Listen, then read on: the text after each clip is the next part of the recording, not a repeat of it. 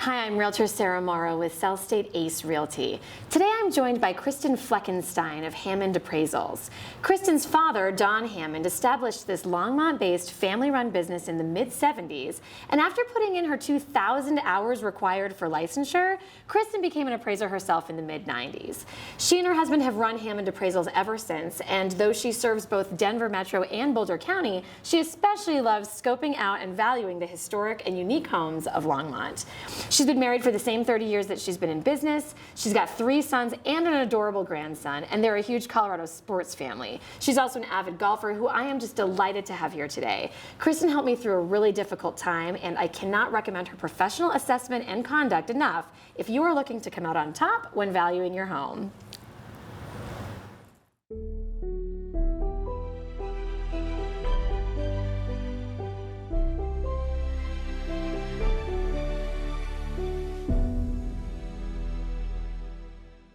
Hi, Kristen. Thank you so much for being here. Hi, Sarah. You're welcome. Let's dive right in. So, why don't you tell us a little bit about Hammond Appraisals, the business, how you got started, and what you love about your role? Sure.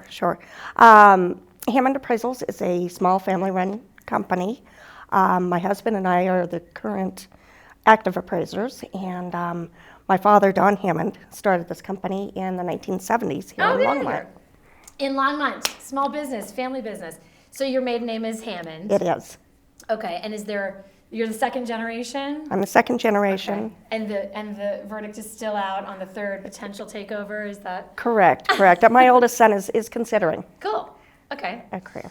So let's just dive in. I mean, the burning question really is like, what's an appraisal? I get that question all the time. Sure.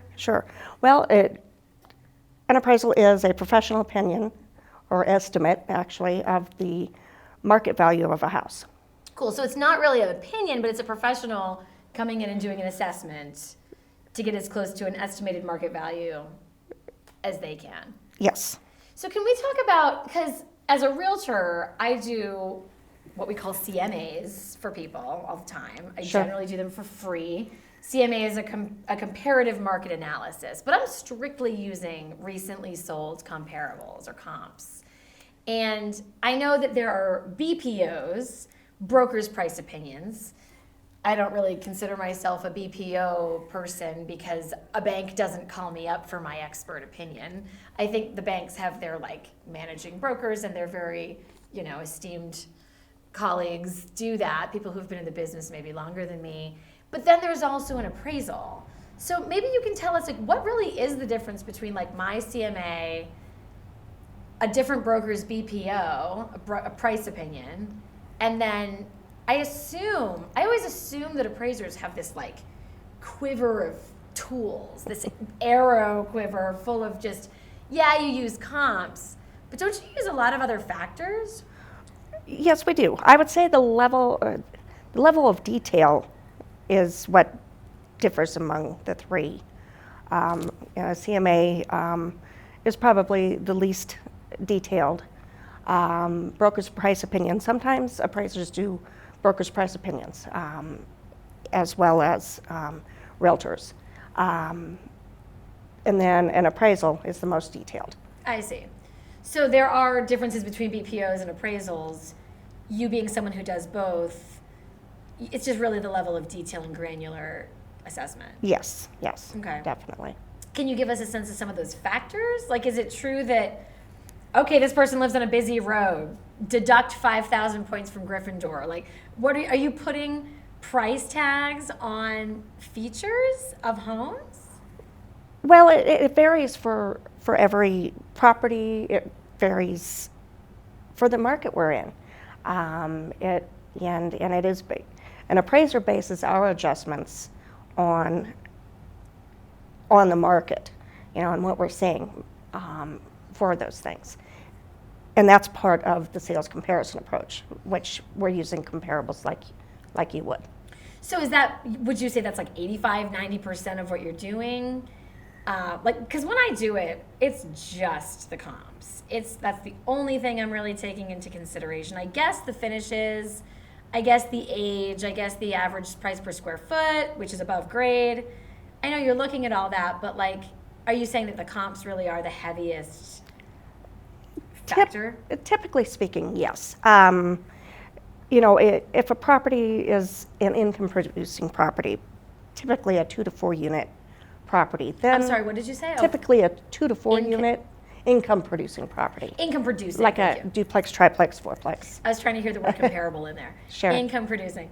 Then we have what is known as the income approach. I see. And then we calculate, how the income, the generated income I will see. produce value. So you're looking at that, are you only looking at that from an investor standpoint or also residential? Residential as well, and sometimes even on single-family houses and condominiums, if it's in a highly rented area, then that may also factor in. I've heard about desktop, drive-by. What are the different types of appraisals that are out there? Well, a desktop is strictly completed from our desk, based on maybe MLS data, tax assessors data, and comps. exactly, yeah. And then a drive-by appraisals is pretty much what it sounds. We stop in front of the house from the street and do an exterior only inspection from a public road. And then a full appraisal is when we go out to the site, measure the property, go through the interior, and is obviously the most detailed. I see. So you're using like the land assessment from the tax assessor's site. Are you using like photos ever on the desktop or the drive-by versions?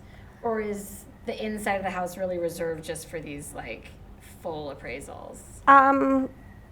If it's available, we will use that information. Sometimes it's available from us having completed an appraisal before on the property. Oh, okay. Sometimes it's sold recently, and then we have information on MLS data. So you do use all sources you can when giving a value of a home, or do you try to keep it like if a desktop is ordered or a drive-by one is ordered, are you not supposed to use all those sources of information, or do you just use it no matter what you can find? I use it no matter what I can find. Use everything you can find. Absolutely. My comfort level's better when I have more data. Sure. I just didn't know if maybe you couldn't, because what if they did a rehab and you couldn't get in there? I didn't know if there was like a rule about, well, we're only doing a desktop or we're only doing strictly drive-by. No, I think that, More is better. absolutely. More info is better. Okay. That's good to know. So I guess I also am wondering, when you assign a value to a home, let's say single family here in Longmont, 3-bedroom, 2-bath, is that a range, or are you giving like $1 sticker number? It is an actual number. A suggested list price. It usually. is. It Okay. is. There are certain cases where we may provide a range to a client, but ultimately we also give a specific assigned value. And is that usually like a suggested list price, or is that up to the realtor? I would say that's up to the realtor. Okay. You're just strictly value. Absolutely. Okay. And can you tell us, like, who is, I know you work closely with realtors, who is your client though? Is it generally a bank that orders the appraisal on behalf of a buyer, and then once you get that appraised number, that's what goes in with the contract, with the deadlines, with the purchase? Or do you also work with, I assume you work with investors and sellers and divorcees, and you must have a whole plethora of people, but is it mostly buyers? I would say, well, not necessarily buyers, but mostly banks. The bank on behalf, sure. Yeah, banks and mortgage companies for purchases and also for refinances. I would say, a lot of our business is also coming from attorneys, sometimes for estate valuations, sometimes for divorce valuations, and then sometimes we do appraisals for pre-listings, if a realtor feels like they want that extra bit of data. See. So if I'm going to list a house, I'm going to save everybody the trouble. I'm going to get a sense of the value, and then that just makes me kind of more valuable for knowing when I go in with my eyes wide open, kind of thing. Sure. I like that idea. I might Yeah. steal that idea. So I want to just sing your praises. Hammond was there for me through my divorce, and you came out to my property, and I'm so grateful, and you did a wonderful job. You came very highly recommended from one of my favorite title reps here in town. And I guess, yeah, what's it like? Tell us a little bit about, you're going into people's homes. You're one of the few others other than us realtors that really poke around and really look at the condition of the home, the finishes, the flooring, the drywall, the outside, the inside. Do you are you a people person? Are you a property person? What do you enjoy about that, and what are some things that you've learned? Yes, I would say I'm a people person. I do enjoy, that's one of the biggest joys is going out and seeing different properties and, How people live. Exactly. But I also, I love the old houses. So I really enjoy getting to see some of the nice old houses. You've probably seen most of the homes in Longmont. Not surprisingly, no. No. But I've seen a fair amount. Yes. Yeah. I just mean, you know what the old town look is. You know what some of the new developments are like. Like, you have a really good sense of the builds and the years and the models and the styles. Yes, definitely. And I would say, the Boulder County is probably our strongest area. But I do a lot down in the Denver metro area as well. Okay. So you're across the whole Front Range, really? I guess so. Mostly serving Denver metro and Boulder County. Exactly. Cool. Can you tell us when you, going back to this quiver, these tools that you have, this idea of, assigned value. Are you looking kind of like what I rattled off, like age and, above grade square footage? Are those really your focus? And do you kind of deduct for certain things? Like, there's a crack in the foundation. Like, do you actually do that? And then add if there are improvements? If so, by how much? Well, and again, the how much just depends. Totally Depends on the market, the location, the neighborhood itself. But yes, condition is definitely a big factor, particularly as we're going into a slowing market. It becomes much more important. So let's talk about that. So when there's less people moving, there's less business for all of us. It's not just us realtors, it's the appraisers, the lenders, the title reps, everybody. But what does that mean for you? It sounds like it's the lender requested appraisal orders that slow down.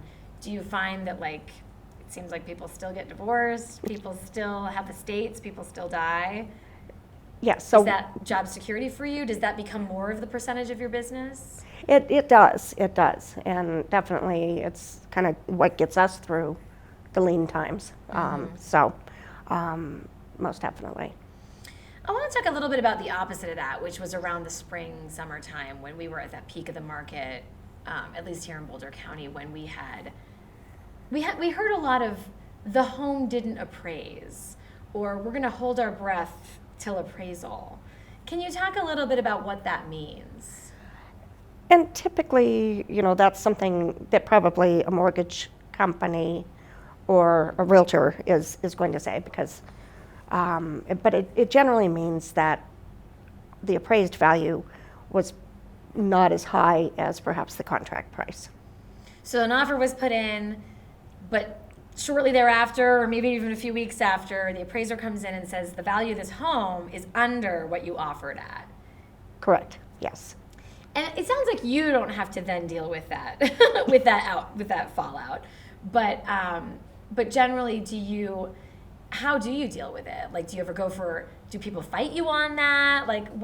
How do people try to persuade you? Sure. Well, typically most banks or mortgage companies will have their own requirements. Sure.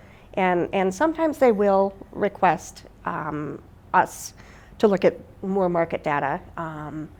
They may have comparables that we didn't use that they would ask us to look at, so we can, perhaps change our opinion. And that is allowed, right? hey, check out my comps, or do you disregard that? Like, Well, I think that that's a lender by lender, bank by bank. case by case, Yeah, slippery slope. exactly, Yeah. exactly. I gotta tell you, I feel privileged to even know you because, as you mentioned, realtors are not the ones hiring their appraiser. Buyers and sellers don't get to like call you up really. It's through the bank. That appraisal doesn't mean diddly until the bank says we ordered this and we say this is the value, right? Like I can't just call you.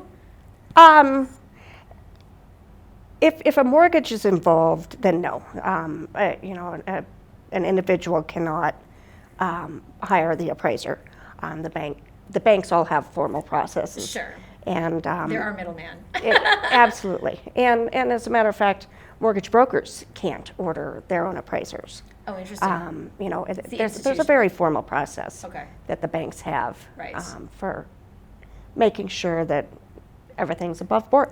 I do appreciate that standard because it could become being a realtor is already complicated enough. Sure. We don't need the wild, wild west when it comes to valuing a property. But I do appreciate what you said because one thing I tell my buyers all the time is like, value is simply what a buyer's willing to offer and what that seller's willing to accept at any given moment. Like, of course, you give us a price, but there's already just so much complication in what the value of a home is. And like you said, like the market trends just shift and ebb and flow so fast that it keeps your job, I'm sure, very interesting. Yeah, it really does. It really 'Cause does. the value you assign today, it sounds like that's not the same as what it's going to be in a few months. And oftentimes it isn't. Oftentimes our market is changing enough to have it be, in 2 months, something's not as accurate as it would be. So I hate to ask for like, what's the expiration date?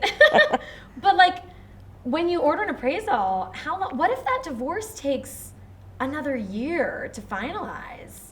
Like, how do you deal with the changing values and the changing market and something that like, yeah, but that's expired now. That's gone now. You're not going to get that much for your house. You don't have to buy them out for that much. Like, how do you deal with that if it takes time? Well, oftentimes, for like a divorce, sometimes we are asked to update our values, or one of the parties may retain another appraiser to do a new appraisal. Okay. So like, just because I got one doesn't mean my ex couldn't have gotten his own Correct. until we came to an agreement. Correct. Got it. Well, that's an interesting twist I didn't think about. But yeah, the market too, obviously, Yeah. is going to have their say, and that's Sure. going to win Sure. over the two parties, I assume. Can you tell us what is the average cost right now of an appraisal? And if you were to go back and do an updated version, do I have to pay that same full fee again? And for us, typically an expiration, I think for banks, typically they like to have an appraisal that's within the last 6 months. For other purposes. Max in a market like this. Right. Yeah. Right. And cost of an appraisal, it varies depending on the type of property, if it's an acreage, if it's a big custom home, things like that. So I'd say that appraisals range typically for a single family from $500 up to $1,000. Okay. And anywhere in between. It is pretty affordable. I know you can go in and get it done in an afternoon for the most part, but like when you think about how important the thing that you're doing is, like, why do people balk at that? I mean, why? Obviously, you can't charge an arm and a leg because here I am doing something similar for free with my BPOs and my CMAs, but I don't know. I think it's interesting that one of the more important pieces of the contract is $1,000 or less. It's always kind of interesting to me because then when you think about even the inspector is sometimes more than that. Sure. I think I'm pretty much out of questions. I did want to ask, how do people get in touch with you? How do they find out more about your business? And can you tell us again where you serve so that I can refer you? Sure. Typically, we serve anywhere, pretty much from Castle Rock to Fort Collins, those counties. And we do have a webpage, HammondAppraisals.com.